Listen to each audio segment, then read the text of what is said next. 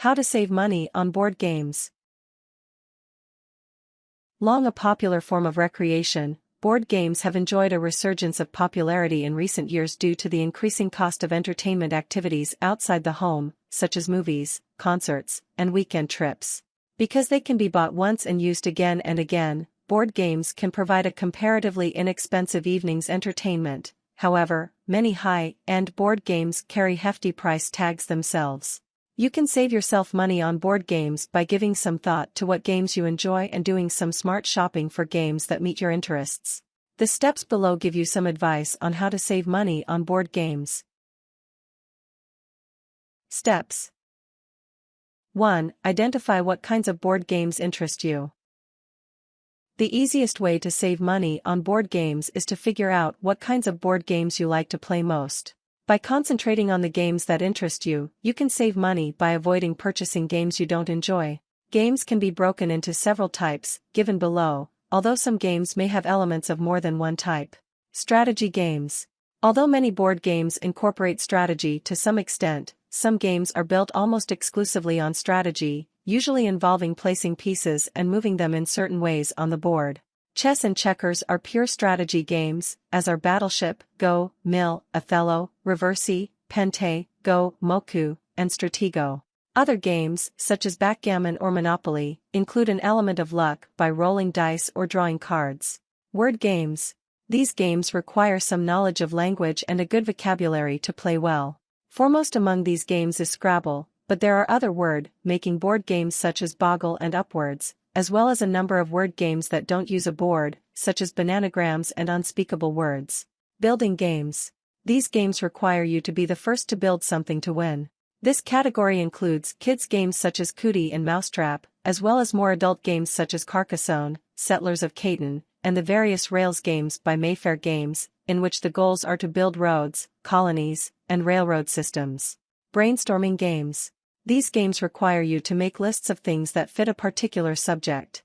Two games of this type are Outburst, in which you have to guess the items listed on the category card during 60 seconds of brainstorming, and Scattergories, in which you write out a list of items beginning with a certain letter that fit a certain category and score for each unique answer you give. Drawing games. These games require you to draw a subject for someone else to identify. The best-known game of this type is Pictionary, but drawing is also a component of the board game Cranium and other games produced by that company, such as Hoopla and Scribblish. Knowledge games. This category covers several types of games, including trivia games such as Trivial Pursuit and Wits and Wagers, and games requiring you to guess an answer from a set of prepared clues, such as Clever Endeavor and 20 Questions.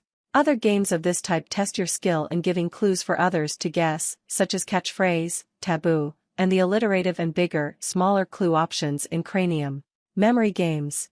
This category covers games that test your ability to remember, usually requiring you to match items to score. It includes games such as Husker Du and the board game version of the TV game Show Concentration. Logic games. These games require players to reason out a correct answer or sequence in order to win. This category includes the game Mastermind, where players must correct guess the color and sequence of hidden pegs, and Clue, where players must deduce the identity of the murderer, the weapon used, and where the murder was committed. Race games. These games usually award victory to the first player to make it around the board, to the center of the board, or to a certain spot on the board.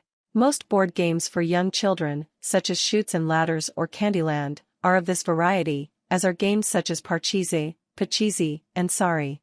Modified parlor games. These games add elements to games that otherwise require no equipment or nothing more than pencil and paper. The TV game Show Wheel of Fortune is based on the parlor game Hangman, for example. Several games incorporate elements of charades, such as Gestures, which requires players to act out a series of subjects in a set time, and as an option in the Star Performer category of Cranium that allows players to act out clues with sound effects.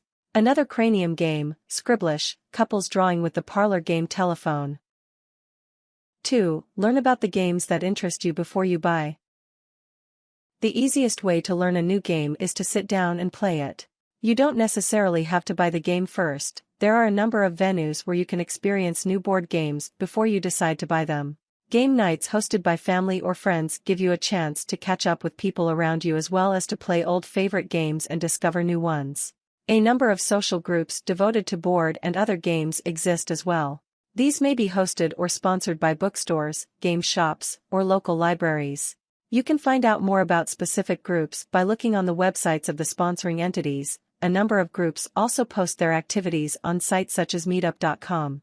Specialty shops that sell board games often have one or more of their latest games on display. Their staff can answer your questions about the games and may also be able to demonstrate them for you. Many science fiction conventions include a room or other area set aside for board and other games with a science fiction theme. These conventions may also host game days separate from the main convention, and there are also conventions devoted primarily to gaming. You can learn about these conventions through local game shops and science fiction bookstores, as well as through the convention register in publications such as Locus or by doing an online search. You can also research games directly on the internet. Most game companies have their own websites, with pages devoted to their latest or best-selling products. You can also read independent reviews of various games on sites devoted to games, such as BoardGameGeek.com. 3. Look for inexpensively produced board games. Many popular board games are published today with prices ranging from $25 to $60 US.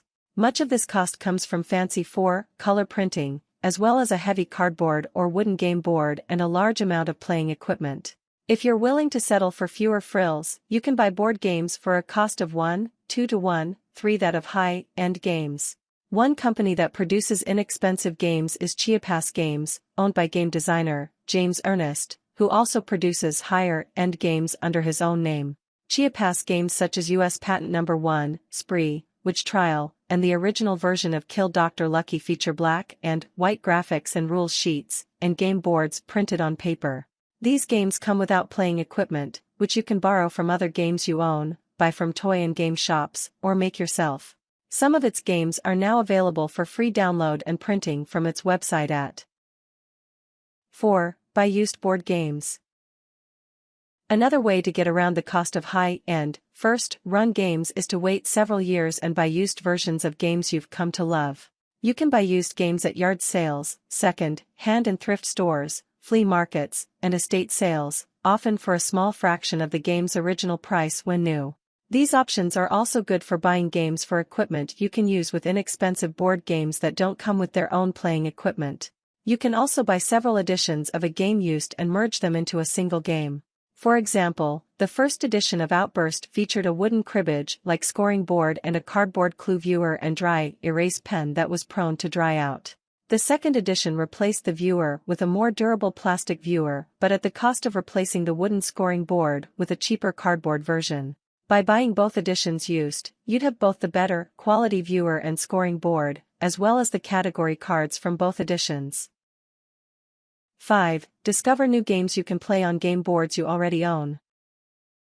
Many games played in some parts of the world have variant forms that are played in other countries. The most familiar form of checkers, drafts, played in the United States and United Kingdom, uses 12 red and 12 black checkers that move diagonally on the black squares of the board. The Turkish and Armenian versions of checkers allow moves on both the black and red squares, allowing pieces to move horizontally and vertically, as well as diagonally. Another checkers game uses 4 red checkers designated farmers and 1 black checker designated the pig, which can move more freely than the farmer's checkers. The goal is for the player playing the farmer's checkers to pen up the pig checker so it cannot move. You can research these games on the internet or in books such as John Scarn's Encyclopedia of Games. Some may require additional pieces or equipment. 6. Repurpose existing board games with new rules and equipment. Many players play their favorite board games with variations to the standard rules, such as swapping blank tiles in Scrabble with tiles bearing the letters the blanks represent or building a jackpot from tax payments in the center of the Monopoly board to be won by the first person to land on free parking. The next step after this is to add new rules and equipment to your favorite games, either by creating them yourself or by purchasing expansion sets from the manufacturer of your board game or a third-party provider. A simple way to change the play of board games that use dice is to use either more dice than the original game uses or dice other than the conventional 6-sided dice, such as the 4, 8, 10, 12, or 20-sided dice used in role-playing games. Parker Brothers, now part of Hasbro, initially produced supplementary question sets for Trivial Pursuit. Other companies produced trivia card sets with questions divided into 6 categories that could be used with the game if desired. ChessX produced a stock exchange add-on module for Monopoly that replaced the free parking space, enabling players to buy stock as well as properties. The 1986 book Beyond Boardwalk and Park Place included a set of alternate rules for Monopoly, including Go cards to be drawn and played whenever players reached the Go space. Steve Jackson Games produced 2 editions of Nightmare Chess, a set of cards that could be played with a chess game to change the moves of the various pieces. 7. Create your own board game. Creating your own board game can not only be a way to save money on board games but also a way to foster your own and your children's creativity. You can find ideas for games on the internet or in books such as Scarn's Encyclopedia of Games. You can make a simple race game using a manila folder, heavy cardboard sheet, or hinged piece of plywood for the board and marbles, poker chips, or glass beads for tokens. You can use dice from another game or buy dice at any toy or game shop.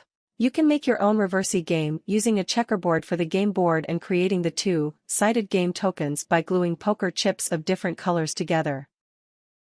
Tips. A number of classic board games are available in computer and video game versions as freeware, commercial disc-based software, or online applications. Most of these games are designed to be played against the computer, although some accommodate multiple players. Most are not suitable for game nights apart from those designed for video game systems and those homes where the computer is part of a home media center.